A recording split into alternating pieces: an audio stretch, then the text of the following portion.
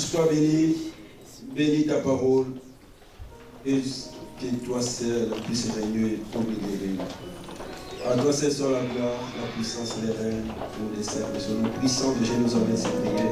Merci Seigneur Jésus-Christ. Amen. Acclamons le roi des rois. Acclamons celui qui vit à jamais. On n'acclame jamais Jésus dans cette église assis. Il est celle qui est digne. Que Dieu soit loué, merci pour ceux qui sont venus de l'église. On va prendre nos Bibles dans Luc 1, 36 à 41.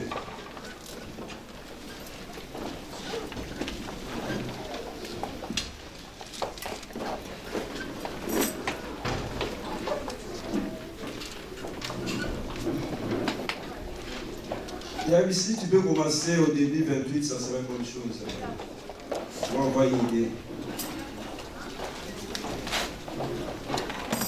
Verset plutôt.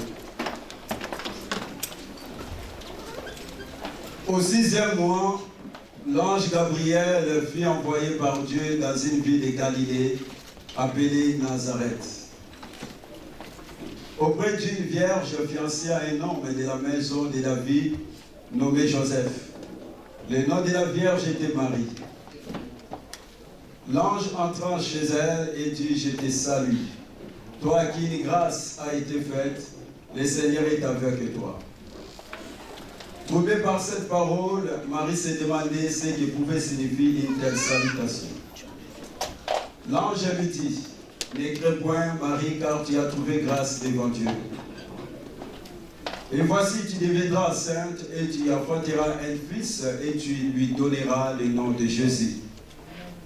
Il sera grand et sera appelé le fils du Très-Haut, et le Seigneur, Dieu, lui donnera le trône de David, son père. Il régnera sur la maison de Jacob éternellement, et son règne n'aura point de fin. Marie dit à l'ange: Comment cela se fera-t-il, puisque je ne connais point d'homme? L'ange lui répondit: Le Saint-Esprit viendra sur toi et la puissance du Très-Haut te couvrira de son ombre. C'est pourquoi le Saint-Enfant qui naîtra de toi sera appelé Fils de Dieu. Voici, Élisabeth, ta parenté, a conçu elle aussi un fils en sa vieillesse. Et celle qui est appelée stérile est dans son 6e mois. Car rien n'était possible à Dieu. Marie dit: Je suis la servante du Seigneur, qu'il me soit fait selon ta parole. Et l'ange la quitta. Dans ce même temps, Marie s'éleva et s'en alla à nord vers les montagnes dans une ville de Juda. Elle entra dans la maison de Zacharie et salua Élisabeth. Dès qu'Élisabeth entendit la salutation de Marie, son enfant tressaillit dans son sein, et elle fut remplie du Saint-Esprit.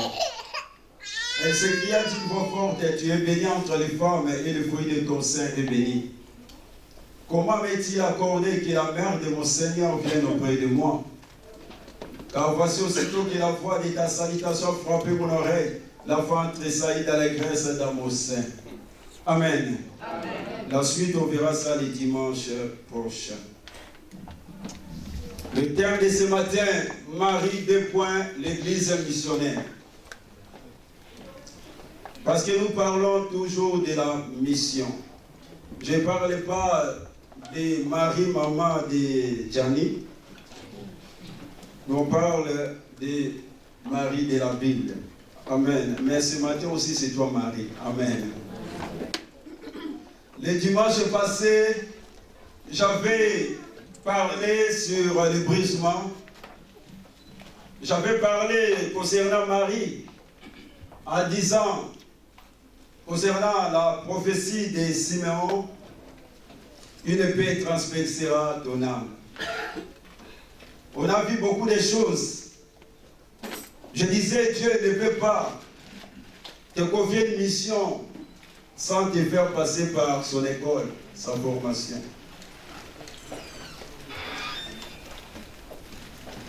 La formation peut commencer avant, ou pendant, ou durant la mission. Mais ce matin, je viens encore avec cette jeune fille de 14 ans. C'est une jeune fille formidable. Je lis encore la parole. Je vis beaucoup de choses concernant cette jeune fille. Marie, l'église missionnaire. Pas une église qui est statique. Pas une église qui est fixe. Mais c'est une église qui se déplace. Une église qui est en mouvement. Une église qui va vers. La Bible nous dit que Dieu va envoyer son ange Gabriel au 6e mois chez une jeune fille nommée Marie. Et voilà l'ange qui va venir vers Marie avec un plan de Dieu, avec un plan rédempteur, avec un plan de la rédemption.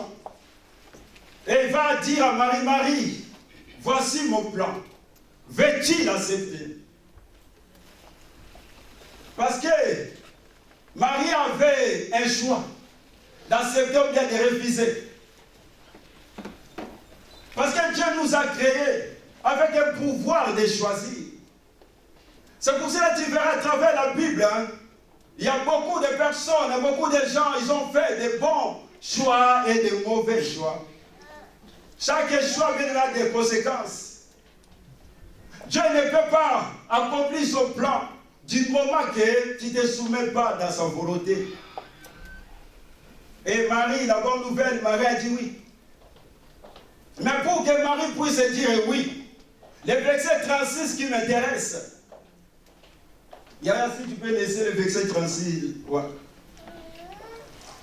La Bible en dit, quand l'ange venait chez Marie, vous savez, quand tu vas dans un entretien, bien aimé, de l'embauche ou bien pour ton embauche, vous savez, il faut argumenter, n'est-ce pas, pour que tu sois sélectionné. C'est pareil quand tu verras David devant Goliath, pour qu'il soit sélectionné, il avait argumenté ses paroles. Il a dit à Saoul, il a donné son CV et il va dire à Saoul, il y a les lions, il y a l'ours, pour qu'il soit sélectionné. Comme son CV était vraiment bien fondé, était lourd, et David était sélectionné. Alléluia. Amen. Et voilà, l'ange vient pour que Marie puisse accepter la mission. L'ange va augmenter encore. L'ange va dire à Marie des choses. Pourquoi? Pour fortifier la foi de Marie.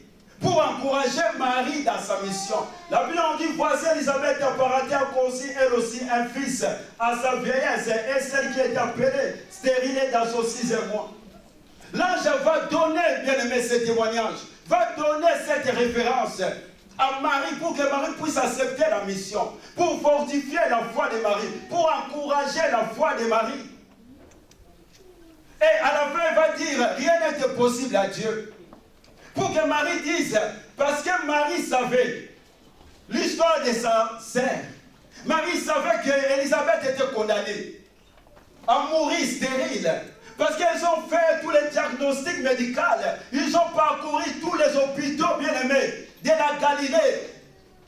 Et pas Galilée, Juda. Tout donné négatif. Elle ne peut pas enfanter. Marie était au courant. Marie savait. Marie savait que sa sœur ne pouvait pas avoir des enfants. Et voilà l'ange qui lui dit, ta sœur, elle qu'on appelait stérile, elle est maintenant dans son 6e mois. Il y a un changement dans sa vie. Avant, elle était stérile. Et maintenant, elle est dans son 6e mois. Elle porte un fruit. Marie a dit, si ma sœur, qui ne pouvait pas avoir des enfants, elle est dans son 6e mois. Celle qu'on avait déclarée stérile, c'est que ce que l'ange a dit, ça va s'accomplir dans ma vie.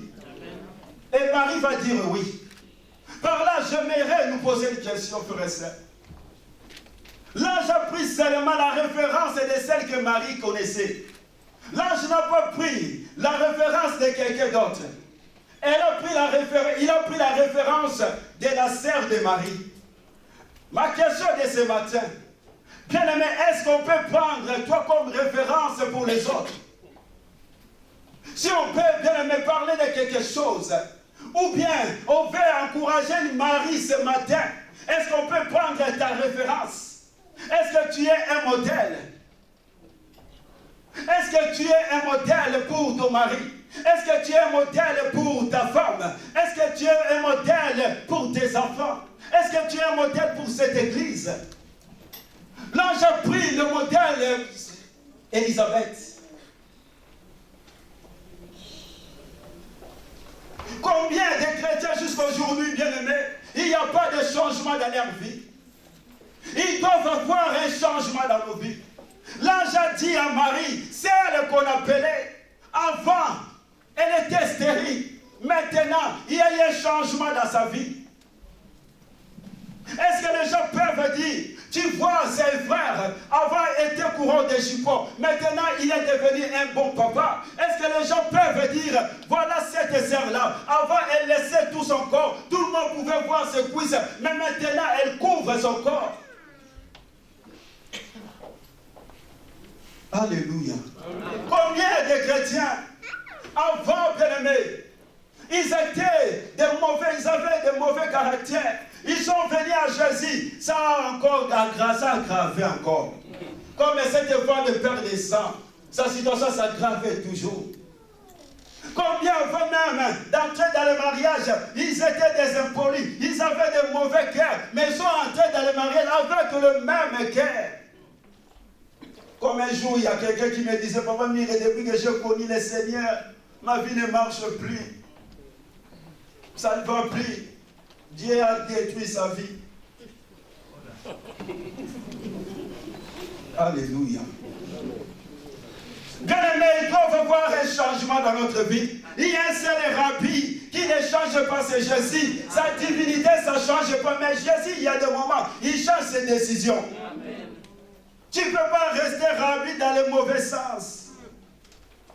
La Bible dit, bien-aimés, lorsque nous étions autrefois, on était dans les ténèbres. Autrefois, on avait de mauvais caractères. Autrefois, on était des prostituées. Autrefois, on était des voleurs. Autrefois, on était des impolis. Mais maintenant, nous sommes devenus des enfants de la lumière. Marcher dans la lumière. Il faut qu'il puisse avoir un changement dans ta vie. La Bible dit, ceux qui sont en Christ sont devenus des nouvelles créatures. Si rien ne change dans ta vie, c'est qu'il y a un problème. L'ange va donner la référence d'Élisabeth.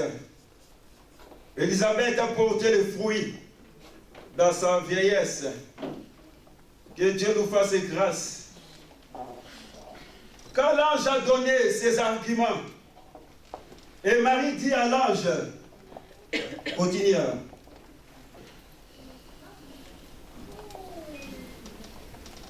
L'ange a convaincu Marie. Et Marie va dire, je suis la servante du Seigneur. Alléluia. Un serviteur est employé par son maître. Marie se présente comme employée par Dieu. Marie va s'abandonner à Dieu. Marie sera accessible à la volonté de Dieu. Marie était disponible à la volonté de Dieu.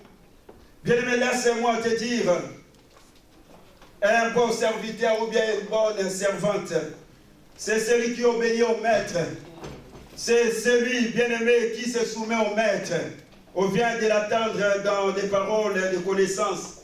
C'est celui qui est disponible pour les services. C'est celui qui est prêt à se précipiter pour le Seigneur. Mais je voudrais dire à quelqu'un, si tu sers le Seigneur uniquement quand cela t'arrange, tu n'es pas encore un vrai serviteur. Un bon serviteur, ou bien une bonne servante, il est attentif aux besoins des autres. Il cherche des occasions, bien aimé, d'aider les autres. Lorsqu'il reconnaît un besoin, il essaie de répondre. Il accomplit toutes les tâches avec la même consécration. Il le fait de tout son cœur. Alléluia. Il est prêt à accomplir la volonté du Maître, il est humble. Marie s'est dit, je suis la servante du Seigneur. Or, Marie, elle était choisie pour être mère de Jésus. Mais elle se présente comme servante. Quelle humilité! Malgré tout ce que l'ange lui a proposé. Marie a reconnu que ce n'est qu'une grâce de Dieu qui m'a localisé. Une seule chose qui intéressait Marie, c'est seulement d'accomplir ce que l'ange lui a dit. Alléluia. J'aimerais dire à quelqu'un ce matin, quels que soient les nouveaux que Dieu veut t'amener, quelle que soit l'élévation que Dieu veut te donner, reste serviteur. Amen. Parce que ce n'est qu'une grâce, tu ne le mérites pas. Reste serviteur. Marie, cette jeune fille, elle dit, Marie dit, je suis la servante du Seigneur, qui me soit faite selon ta parole. Marie ne dit jamais qu'il me soit faite selon la parole de Dieu. Non. Elle a dit quoi? Selon la parole de qui? Pas de Dieu. Hein? Qu'elle me soit faite. Dans une autre version que j'ai lue, c'est marqué que Dieu fasse pour moi ce que tu as dit. Alléluia. La première des choses, là je vais toucher des points. La première des choses, Marie voit Dieu au travers de l'ange.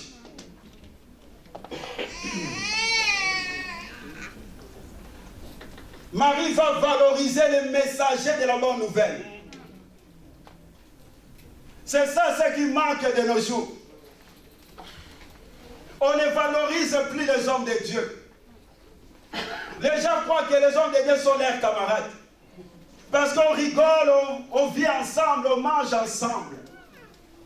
Non, on n'est pas vos camarades. On est des hommes et il y a homme, il y a aussi Dieu. Humain, il y a aussi divin. Aujourd'hui, il n'y a plus de respect envers les hommes de Dieu. Tout le monde croit que les hommes de Dieu sont leurs camarades. J'aimerais dire à quelqu'un que l'homme de Dieu soit petit, grand, mince et, je ne sais pas moi, musclé. Il reste ton père. Amen. Je ne crois pas comme on est là. Quelqu'un peut manquer même son père du respect. Parce que ta bénédiction est liée aussi à tes parents. Marie a valorisé bien aimé le messager. Comment tu veux bénéficier de quelque chose qui est de moi si tu ne m'aimes pas? Tu me dévalorises. Vous savez, un jour, Élisée, il partait, il y a eu 42 enfants qui ont commencé à critiquer Élisée. Parce qu'Élisée, il était chauve comme les frères Eugène. Les gens commençaient à critiquer. Monte chauve, monte chauve. La Bible on dit, Élisée, qu'est-ce qu'il a fait? Il les a maudits dans son cœur. Et quand il a regardé comme ça, il y a eu des ours qui sont sortis de la forêt.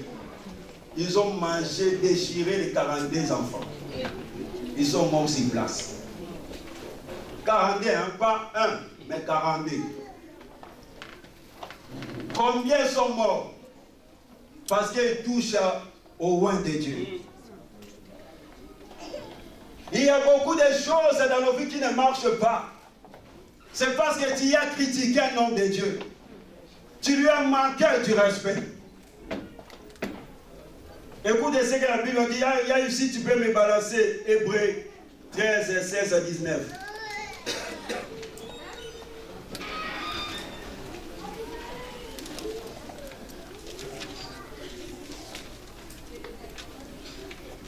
Hébreux 13, 16 à 19.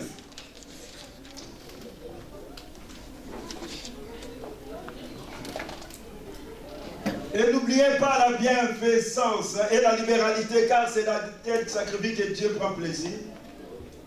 Obéissez à vos conducteurs et ayez pour eux de la déférence, du respect, car ils veillent sur vos âmes, comme devant en rendre compte, qu'il en soit ainsi, afin qu'ils le fassent avec joie et non en gémissant, ce qui ne vous serait d'aucun avantage. Si on prêche ou bien on prie avec les tristesses, tout, ça ne sera pas bien pour vous.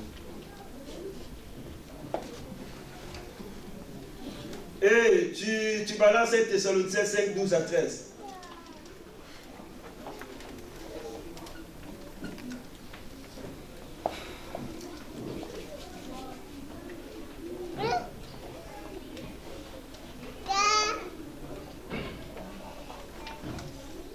Nous vous prions, frères, d'avoir de la considération pour ceux qui travaillent parmi vous, qui vous dirigent dans les seigneurs qui vous exhortent. La considération aux hommes de Dieu, c'est très important. La considération à ceux qui te prêchent, c'est très important. Si tu ne les considères pas, tu ne peux rien bénéficier de leur part. Même s'ils te posent la main, rien ne se passera. Marie a considéré l'ange. Deuxième chose, Marie a dit qu'il soit fait, balance Yaya, selon ta parole.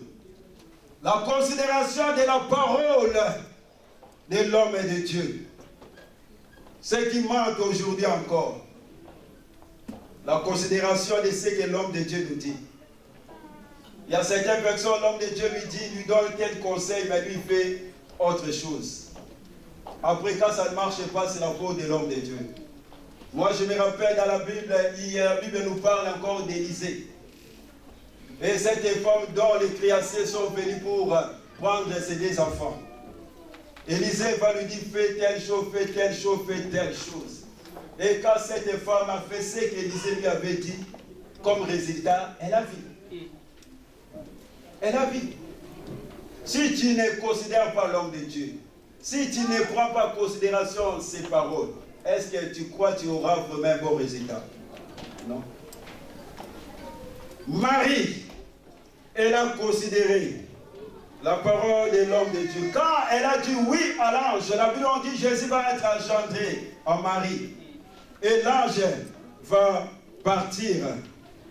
Quand Marie a reçu le message de l'ange, j'ai beaucoup aimé. Yaya Maître 9. Marie ne va pas croiser ses bras. Marie ne va pas perdre le temps. La Bible dit Marie va se lever.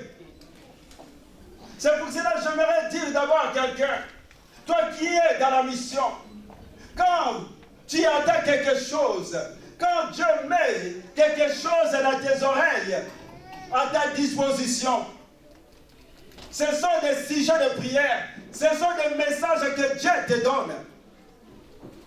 Pourquoi? Parce que Dieu veut ton application dans cette chose-là. Pour que tu t'élèves, pour que tu pries, ou bien tu vas vers la personne, ou bien tu puisses aider la personne.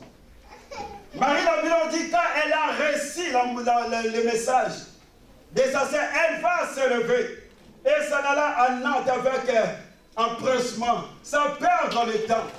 Elle va aller quitter Nazareth pour aller, bien aimé, à Bethléem, à Juda. La Bible dit, elle va aller dans une ville de Juda. Et la distance, parce qu'à cette époque, il n'y avait pas de voiture, il n'y avait pas de taxi, de bus. Le seul moyen de transport, c'était des l'âne ou bien des chameaux. Je ne crois pas à cette fille de 14 ans. Elle avait pris bien un chameau, je ne crois pas. La distance, c'est à peu près 157 km. Et elle va aller. Tu vois la distance. Et à cette époque, les routes étaient très dangereuses. Tout est seul. Elle va aller. C'est une jeune fille qui a de bonnes résolutions. Dieu aime des serviteurs qui fixent leurs regards vers la montagne. Cette jeune fille va s'élever. Malgré tout, bien aimé, la route était dangereuse. Malgré tout, la route avait des risques. Mais cette jeune fille va se lever. J'aimerais dire à quelqu'un, ton action, ou bien ton champ, bien aimé, d'action, de la mission, ne peut pas rester seulement dans ton environnement, dans ton entourage. Il faut aller vers aussi. Marie ne se va rester là. Marie va s'élever. N'a pas perdu le temps. Marie va s'élever pour aller vers. Ce que Marie ne savait pas, le bébé qui était dans le ventre de sa tante avait un problème. Marie ne savait pas. C'est vrai, bien aimé, la mission, ce n'est pas facile. C'est un chemin rocaillé. C'est un chemin qui est difficile. Il y a des moments où tu es épuisé. Il y a des moments où tu seras seul comme Marie. Les dimanches, je prêchais. Je venais du travail, je finis le travail à 8h du matin. Je suis venu directement, j'ai pris la douche, je suis venu, je prêchais. Je n'ai même pas dormi. Bien aimé, la mission demande des sacrifices. Marie va se sacrifier pour aller. Et voilà, Marie va aller pour rendre visite à sa sœur. Il y a certains problèmes. Ce n'est pas à l'ange Gabriel de donner la solution. L'ange te fait part pour que toi tu puisses agir. Mais souvent on laisse quelqu'un d'autre agir à notre place. La personne là n'agit pas. Comme résultat, personne n'a fait. Alléluia. Marie, quand elle a eu le message, elle va se lever. Elle va aller. Et voilà, la Bible nous dit, il y a une balance.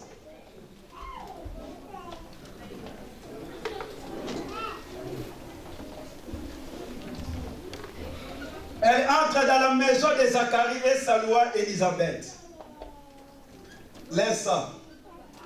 La première des choses, quand Marie entre dans cette maison, Marie va saluer Élisabeth. Mais pourquoi elle a salué Élisabeth? La première des choses. Pourquoi? Parce que Marie, quand tu regardes dans le verset 28, quand l'ange est venu chez Marie, la première des choses, l'ange a fait, il a salué Élisabeth. Et Marie. Marie aussi, elle a appris de bonnes choses. Elle a imité l'ange. Alléluia. C'est pour cela que j'aimerais nous dire, bien-aimés, nous devons imiter de bonnes choses. Des choses qui vont nous pousser dans notre progrès, dans notre progression, dans notre élévation. La Bible dit, n'imitez pas le monde et ses convoitises. Ne te conforme pas au monde. Aujourd'hui, combien de chrétiens imitent les gens du monde? Parce que c'est un vedette ou bien parce que c'est une star, parce que c'est un musicien. Il a mis des boucles de oreilles et moi aussi je mets. J'oublie que c'est le siècle d'esclavagisme. Parce qu'il baisse les pantalons, moi aussi je baisse. Parce que c'est coiffe comme ça, moi aussi je me coiffe. On oublie que c'est une initiation. Marie a imité l'ange. Paul dit, ce que vous avez appris de moi, ce que vous avez attendu de moi, ce que vous avez vu à moi pratiquer, et le Dieu de paix sera avec vous. Comment veux-tu que le Dieu de paix soit avec toi? Tu maman, tu imites le monde. Tu imites qui? Il y a grâce ce matin, j'arrivais, j'ai dit, oh, il y a grâce toujours trop belle. Elle me dit, ah, je suis pasteur Bélé. Il faut imiter les bonnes choses. Alléluia. Marie a imité l'ange. Nous devons imiter des bonnes choses. Des choses qui vont nous propulser dans notre élévation. Des choses qui vont nous aider. Alléluia. Marie va saluer Élisabeth. J'ai fait quelques recherches pour connaître par rapport à la salutation. Et les commentaires disent que les salutations ont toujours joué un très grand rôle dans la vie de l'oriental. Elles ont autant d'importance lors des séparations que lors des rencontres.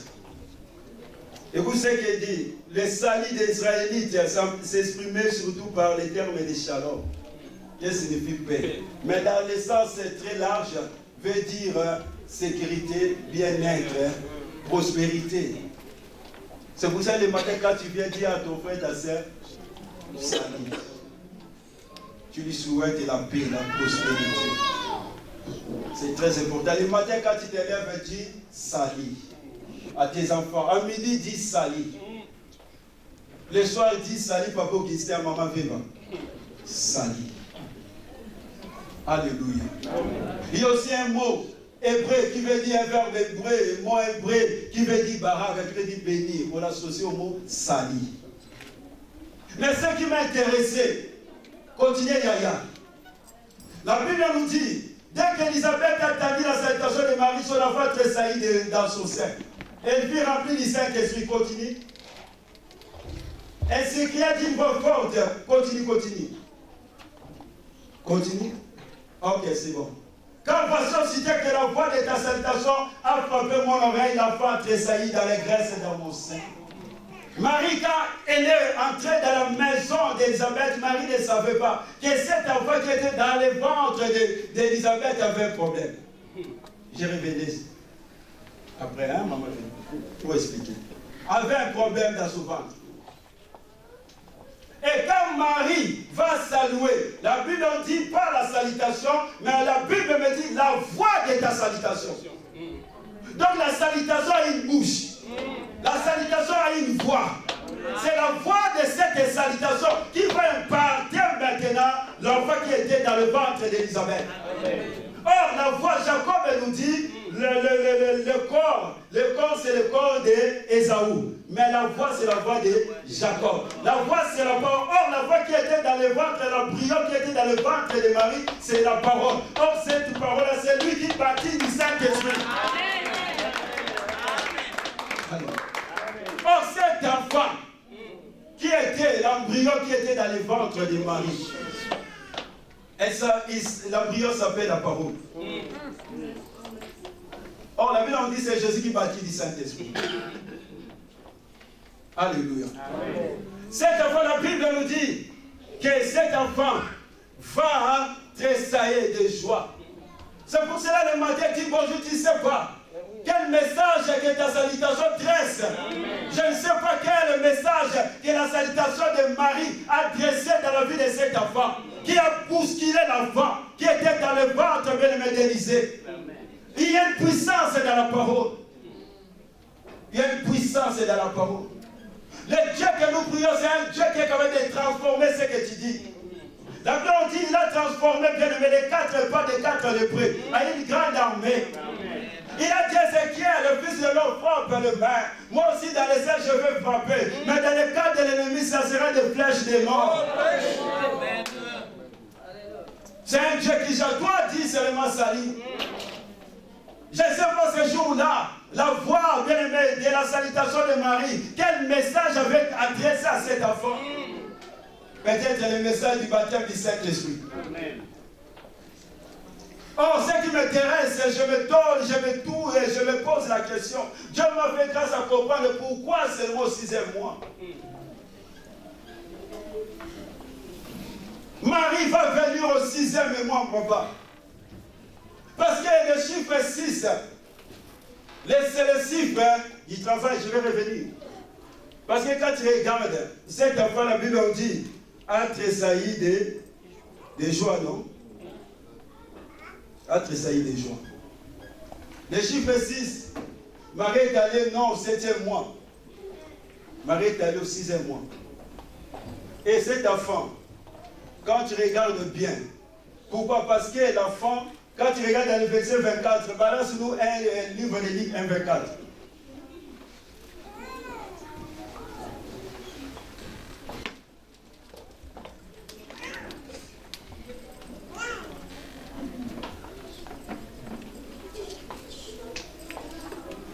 La Bible dit que quelque temps après, Élisabeth, sa femme, devint enceinte et se cacha pendant 5 mois, 10 ans.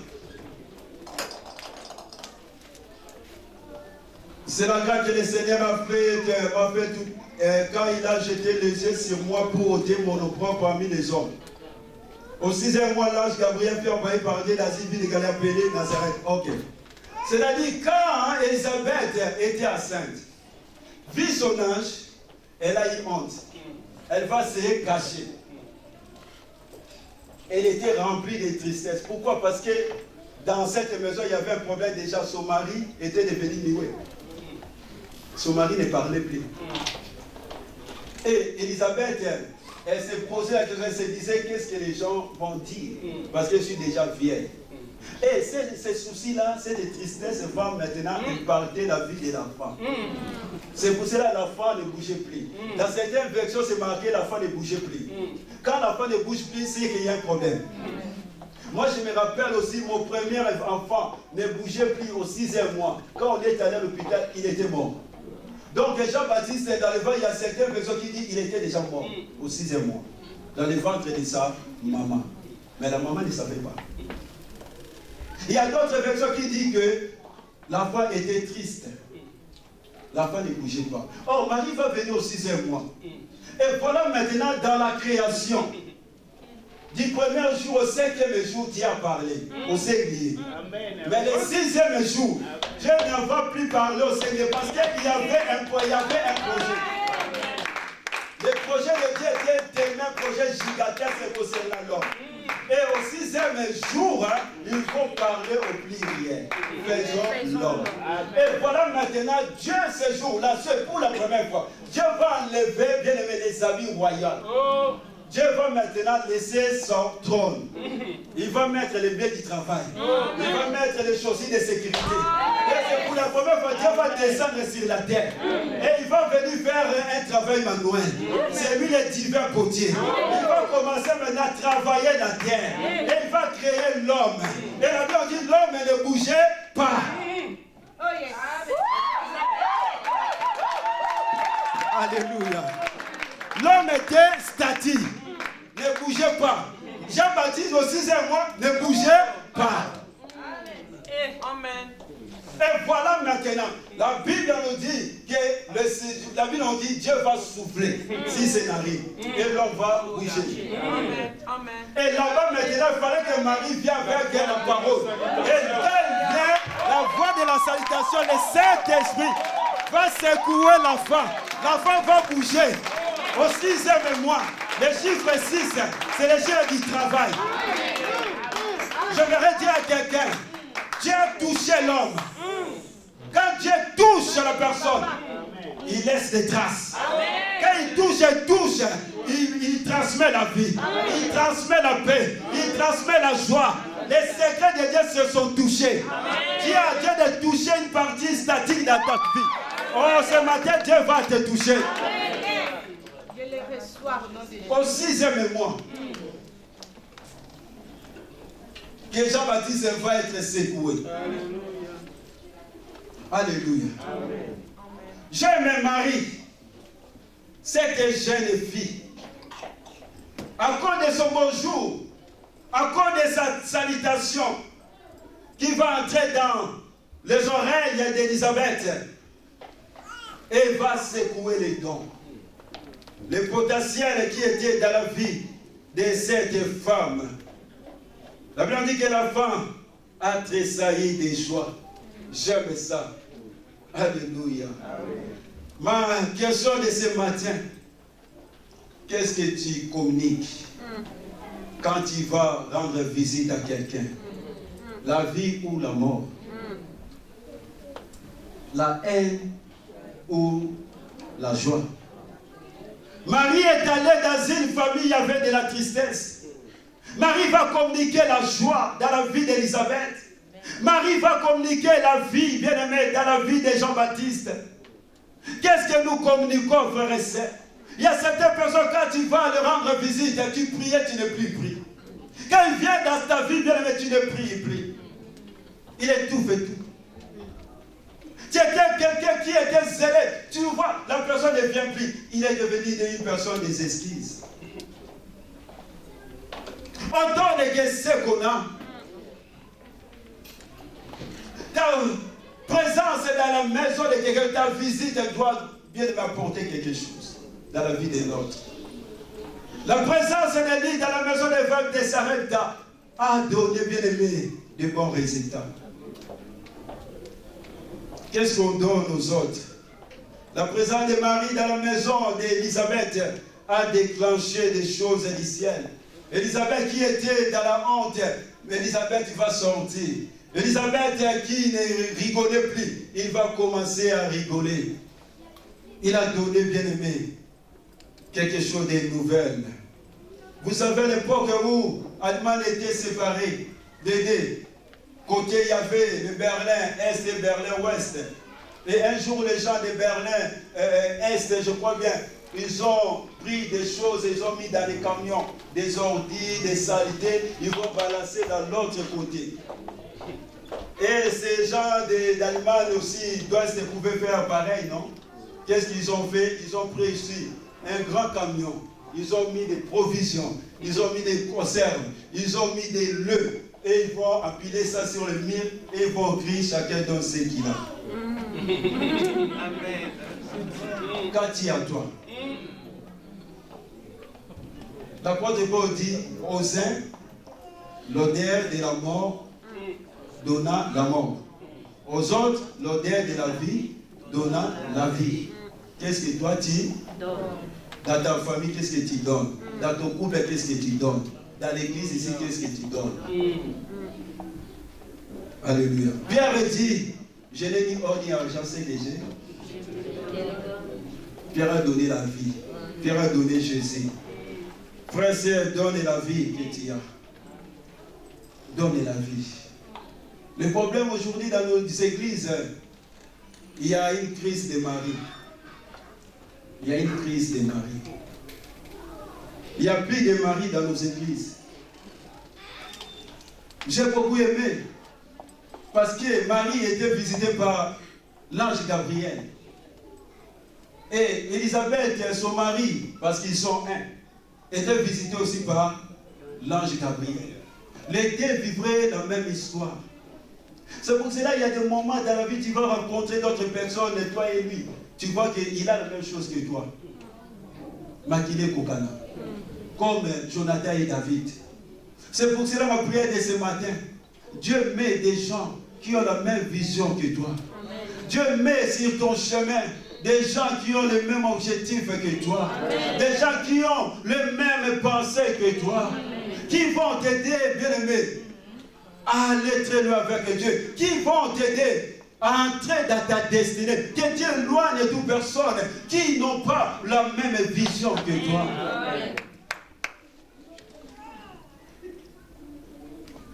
Et la Bible nous dit, l'embryon qui était dans le ventre de Marie était Dieu, était Seigneur. Il avait 1 mois, mais Jean-Baptiste avait 6 mois. C'est pour cela que j'aimerais dire encore à quelqu'un, ce n'est pas ton ancienneté qui compte à l'église. Tu peux faire 6 mois dans l'église et que moi je viens maintenant, Dieu peut m'utiliser pour toi, pour ta faiblesse. C'est pour ça que dans la vie, ne sous-estime personne. Tu ne sais pas. C'est l'embryon qui a aidé le gros bébé là, de 6 mois. Et j'aimerais dire à quelqu'un aussi, l'embryon qui était dans le ventre de Marie était Seigneur, était Dieu. N'allez pas avorter, ne suis pas des assistants sociaux. Tu ne sais pas, on ne sait pas combien de vies on a détruit. Tu ne connaissais pas la destinée de cet enfant que nous avons enlevé. Peut-être il était Premier ministre. Peut-être c'est cet enfant que Dieu avait permis qu'il puisse t'aider dans la vie. Peut-être cet enfant était un homme de Dieu, un intercesseur, mais on l'a enlevé. N'enlève plus. L'embryon dans le ventre bien-aimé de Marie était Dieu. Tu ne connais pas la destinée de tes enfants. Protège-les, garde-les. Alléluia. Amen. Que Dieu nous fasse grâce. Et Marie est venue chez Élisabeth au 6e mois. Et la Bible dit Marie va rester jusqu'au 9e mois. Hein? C'est marqué comme ça, non? Je vais dire. Est-ce qu'il y a Yves qui a mis ça? Ok. Verset 57 et 56, écoute. Marie, 56, demeura avec Élisabeth environ 3 mois. Puis elle retourna chez elle. Ok.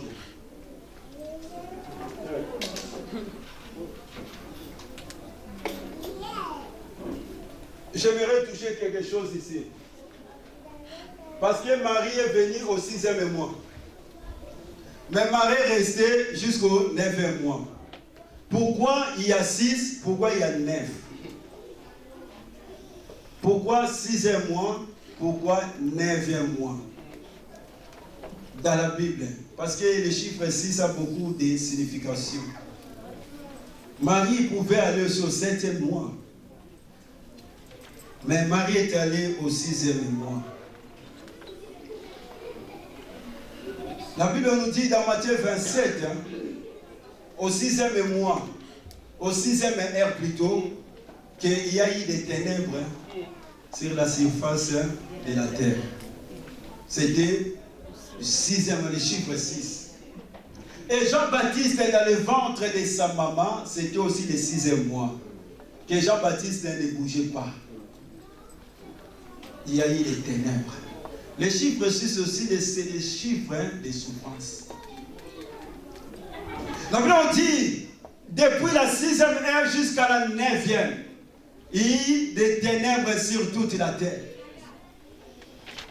Les ténèbres, la souffrance et les difficultés. J'aimerais dire à quelqu'un, peut-être, tu y es comme Jean-Baptiste dans le ventre d'Élisabeth. Tu vis, bien-aimé, les ténèbres dans ta vie. Rien ne bouge dans ta vie. Tout est devenu sombre dans ta vie. J'aimerais te dire, la vie commence par les ténèbres. Mais tu ne resteras pas dans les ténèbres. Tu finiras par la lumière. C'est pour cela, dans la création, la Bible dit, il y a un soir et il y a un matin. David nous dit, le soir, il y a le pleurs. Et le matin, il y a l'allégresse. J'aimerais te dire, frère, même si tu passes par les souffrances, même si tu vois tout ne marche plus dans ta vie, n'oublie pas cette petite conjonction mais. Amen. Qui va t'encourager, qui va bien te donner de l'espérance. Le soir arrive, mais il y a toujours un mais. Un mais de la bénédiction, un mais de la paix. Mais la Bible nous dit que c'était le 6e mois. C'est le 6e mois que la vie commence. Avant que les scientifiques et les médecins peuvent connaître que l'enfant dans le ventre de sa maman est apte à vivre, à écouter même la voix de sa mère. Et la maman puisse ressentir les activités de son fils. La Bible nous a déjà dit. Alléluia. Or, au 6e mois, c'est là où la femme commence à vivre. Il est protégé par cette liquide-là, amniotique. Hein? Cette liquide qui le protège de l'extérieur, des choses de l'extérieur et des infections. C'est pour cela que j'aimerais dire à quelqu'un, quel que soit ce que tu traverses, quelle que soit la nuit dont tu y es entré, sache-le, personne ne peut arrêter ta vie. Parce que tu es protégé dans cette liquide qui est l'onction du Saint-Esprit. Personne ne peut, bien-aimé, enlever ta vie. Et voilà, c'était le 6e jour. Et la Bible dit, Jésus va faire de 6e à 9e heure. Le 3 heures est là. Jésus va entrer dans les ténèbres pour aller arranger, pour aller solutionner nos problèmes, pour aller arranger ton problème de mariage, pour aller arranger ton problème de séjour, pour aller arranger ton problème bien des finances. Mais Jésus, quand il est arrivé au 9e heure, c'est là où Jésus va pousser les cris. Pas au 6e heure. Oh, Jean nous dit quelque chose. Écoutez ce que Jean me dit.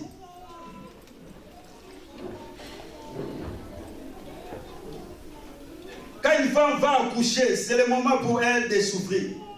C'est les 3 heures, là, de 6 heures à 9 heures, avant d'arriver à 9 heures. Entre 6 heures et 9 heures. C'est à ce moment-là, pendant qu'elle pousse, elle crie, pousse, elle crie même. Souvent, il y a des femmes qui crient. Pousse, pousse. Les sages femmes disent comme ça, non? Pousse. Pousse. Pour l'encourager. Pour que la femme fasse quoi? Sort. Or, Jean nous dit de faire, quand l'enfant est né, elle ne se souvient plus de sa souffrance. Elle est dans la joie parce qu'elle a mis un enfant au monde. Mais Jésus-Christ, d'abord on dit dans le 9e, il va pousser les cris. Quand il va pousser les cris, les rideaux du temple vont se déchirer. Or, quand la femme donne naissance, la poche des os fait quoi? Déchire. Et donne quoi? Elle donne quoi? Naissance. J'aimerais te dire ce matin, le cri que tu vas pousser, c'est ta prière. Quand tu pousses, bien aimé, il y aura la naissance ce matin. Parce que tu es au 9e mois. Le chiffre là, c'est le chiffre de la naissance. Quand tu vas pousser ce matin, il y aura des grandes choses qui vont se passer dans ta vie. C'est pour cela que l'on dit, j'ai entendu les cris de mon peuple qui est en Égypte. Il attend les cris. Ce matin, tu vas pousser. Alléluia. Et la Bible nous dit, Marie était là au 6e mois chez Élisabeth. Pourquoi? Parce que quand l'enfant naît, c'est bien aimé au 6e mois, c'est un enfant qui est prématuré. J'ai vu ça avec ma grâce. Quand elle est née bien au 6e mois, elle était prématurée. On l'a laissée à l'hôpital pendant 3 mois parce que l'enfant n'est pas encore arrivé à son terme. Parce que ses poumons ne sont pas encore développés. Donc il fallait qu'elle reste là-bas jusqu'à dans une couveuse chauffante, jusqu'à ce qu'elle arrive à son terme. C'est pour cela que tu verras Marie, elle est venue au 6e mois. Pourquoi? Parce qu'il fallait qu'elle joue le rôle de cette couveuse chauffante dans la vie de Jean-Baptiste pour que ses poumons se développent. Parce que si Jean-Baptiste était même prématuré, il devait mourir. C'est pour cela que Marie était venue pour jouer ce rôle de cette couveuse chauffante pendant 3 mois, jusqu'à ce que Jean-Baptiste devienne à son terme. C'est pour ça que j'aimerais dire à quelqu'un, sois cette couveuse chauffante pour ton frère, pour que ce muscle spirituel se développe, pour que sa consécration se développe. Ne sois pas une chambre froide, ne sois pas un frigo pour étouffer, pour refroidir la vie chrétienne de ton frère et de ta sœur. Joue ce rôle, bien-aimé, de cette couveuse chauffante pour chauffer ton frère, chauffer sa vie chrétienne. Ne sois pas ce frigo qui refroidit de vie chrétienne des gens. Et voilà Marie, elle est restée jusqu'au 9e mois. Elle a vu la naissance de Jean-Baptiste. Et maintenant, elle va faire quoi? Elle va retourner. Elle a vu les fruits de son travail. Et maintenant, elle va retourner chez elle. Frère et sœur, quand tu commences, l'homme qui est dans la mission, quand il commence sa mission, ne laisse pas sa mission comme ça. Elle va jusqu'au bout. Il faut que tu vois le fruit de ton travail, de ta mission. Parce qu'on a un Dieu. La Bible on dit, il n'est pas l'auteur des œuvres inachevées, mais l'auteur des œuvres achevées. Quand il commence, il va jusqu'au bout. Marie, elle a commencé, elle est allée jusqu'au bout. Toi aussi, quand tu commences à aller jusqu'au bout. Nous voulons aussi, bien aimé, voir le fruit de nos prédications dans votre vie. Marie, c'est le genre de chrétiens. Quand tu les rencontres, tu étais malade, tu es guéri. Tu avais des soucis, tu as de la joie. Tu étais mort, tu as de la vie. Marie a fait sortir Élisabeth de sa honte, de sa souffrance. Élisabeth a chanté, Élisabeth a crié de joie, Élisabeth a loué, Élisabeth a trouvé quelqu'un qui peut parler à cause de Marie. Frères et sœurs, j'aimerais dire à quelqu'un, tu as Jésus en toi. Le problème, il faut enlever la distraction. Le problème, il faut fuir le péché. Afin que cet enfant Jésus puisse agir. Afin que tu sois une source de bénédiction pour les autres. Marie était une source de bénédiction. Et voilà, Marie a fait sauter Jean-Baptiste. Marie était seulement un instrument que Dieu a utilisé. Mais ce matin, que Dieu nous fasse grâce. Que Dieu nous fasse grâce. Que nous puissions être des maris. Des gens qui vont jusqu'au bout pour accomplir leur mission. Marie, église missionnaire. Quand elle commence, Marie, elle va jusqu'au bout. Est-ce que toi, quand tu commences, tu vas jusqu'au bout? Marie, capable de faire sortir quelqu'un de sa prison, de son problème. Marie, par son engagement, par sa bonne disposition, par sa bonne résolution, elle a aidé Jean-Baptiste. Combien de Jean-Baptiste sont morts? Parce qu'il y a Christ et Marie dans l'église. On passe le temps à se critiquer. On passe le temps à des choses qui sont inutiles. Au lieu de nous consacrer dans de bonnes choses. C'est pour cela qu'il y a beaucoup de Jean-Baptiste qui sont morts. Or, c'est pas Jean-Baptiste devrait jouer un grand rôle dans l'église. Dimanche, je viendrai parler sur les 10 qualités de l'église d'Élisabeth. Que Dieu nous fasse grâce. Comment nous on va prier? Je crois qu'il y a une Marie ce matin qui ne va pas rester assise, mais qui va s'élever. S'il y a une Marie qui est là, je crois pendant que je parle, elle va s'élever. Parce qu'elle a compris que je suis Marie. Mon rôle n'est pas de rester. Si l'ange est venu vers moi, si Dieu m'a envoyé aujourd'hui un ange qui s'appelle l'évangéliste Mire, c'est pour que je m'élève. Et que je sois un instrument. Je sois un instrument pour Élisabeth. Parce que Élisabeth, c'est comme ma référence.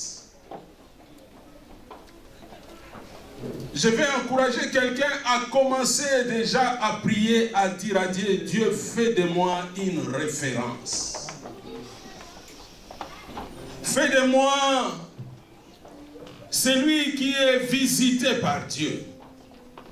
Fais de moi celui que Dieu a fait déjà de grandes choses. Évangéliste Mire, il a commencé par dire, la référence pour Marie, c'était Élisabeth, que Dieu avait déjà visité. Bien-aimé, j'aimerais que tu retournes dans la reconnaissance de ce que Dieu a déjà fait. La reconnaissance de ce que Dieu a fait autour de toi. La reconnaissance de ce que Dieu a fait en face de toi. La reconnaissance de ce que Dieu a fait dans ta famille. Tu vas retourner là. Parce qu'avec ça que tu vas fixer ton point de départ. Je sais que tu as une référence quelque part. J'ai une référence quelque part. Je me souviens encore que ce jour-là, on est allé jouer dans une chute, je ne savais pas nager. Ah, c'est une référence. Oh, je me souviens encore ce jour-là, quand la voiture, la portière est cassée de l'extérieur, de l'intérieur, ça a cassé les tableaux de bord, ça a cassé le châssis, ça a cassé les toits. C'est une référence. Si tu peux dire à Dieu, oui, tu es un Dieu vivant, tu es un Dieu tout-puissant. Aujourd'hui, tu m'as rappelé qu'il y a des références.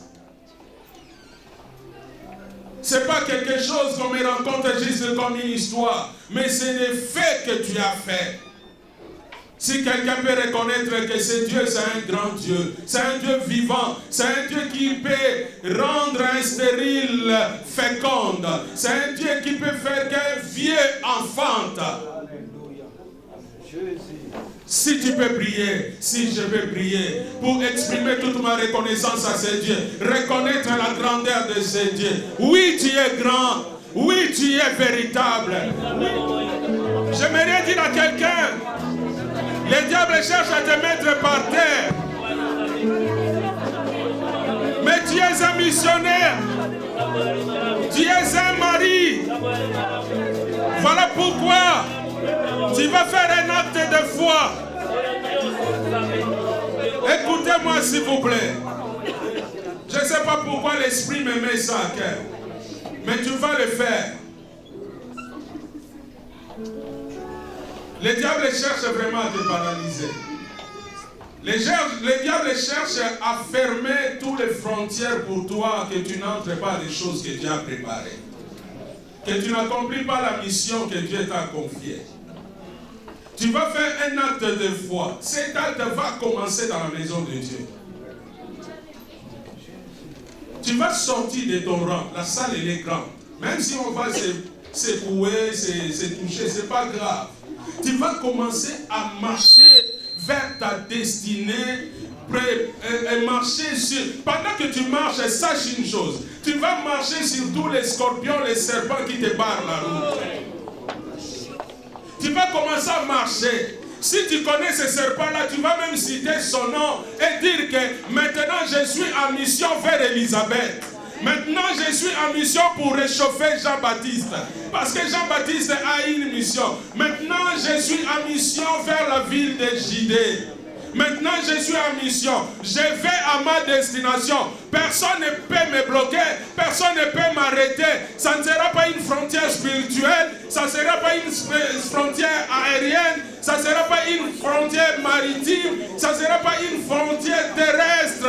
Je vais marcher maintenant. Je commence par la maison de Dieu. Et je vais marcher tout au long de ma vie. La raison de ta vie, que tu sois un mari, une vente, un instrument que Dieu va utiliser. Tout dépend de la semence qui est dans le ventre. Voilà pourquoi tu vas dire, Dieu, à cet instant que je suis sur le chemin, j'ai besoin que mon ventre soit rempli de ton esprit. J'ai besoin que mon ventre soit rempli de toi. Parce que j'ai quelque chose à communiquer à une femme qui a la honte. J'ai quelque chose à communiquer à un enfant qui est dans la tristesse. J'ai quelque chose à communiquer à une femme qui est isolée. J'ai quelque chose à communiquer à un enfant qui sera une grande personne. Je serai le tremplin de beaucoup de personnes. Oh, je peux communiquer avec ce qui est dans le ventre quand c'est de l'abondance du cœur que la bouche parle. Voilà pourquoi tu vas prier, tu vas demander la plénitude. Pendant que les musiciens nous amènent, nous allons demander cette plénitude. Tu vas dire, oui Seigneur, comme ces jours-là, tu as rempli le ventre des disciples. Et les disciples, ils ont secoué la ville. Seigneur, j'ai une parole à communiquer à quelqu'un. J'ai un message à communiquer à quelqu'un. J'ai une action pour quelqu'un. Mais j'ai besoin de toi. J'ai besoin que mon ventre soit rempli de toi. J'ai besoin de ton onction afin que j'entre dans l'action du Saint-Esprit. Nous prions, nous demandons la plénitude.